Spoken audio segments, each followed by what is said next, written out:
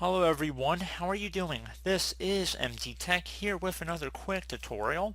In today's tutorial, I'm going to show you guys how to make Firefox zoom in if you want to make the web pages appear larger. So if you notice that web pages are appearing too small, this tutorial is going to show you guys how to hopefully resolve that without too much of a hassle here. So if you notice that it's kind of hard to read a certain website or you'd really like to kind of magnify in a bit, I'm going to show you guys how to set that, and all you have to do is click on the menu option on the top right corner of the browser, and then where it says zoom, click on the plus sign to zoom in on the web page. And this will work if you want to search other stuff or go to other web pages. It'll preserve this level of zoom. So pretty straightforward tutorial, guys. Do hope I was able to help you out, and I do look forward to catching you all in the next tutorial. Goodbye.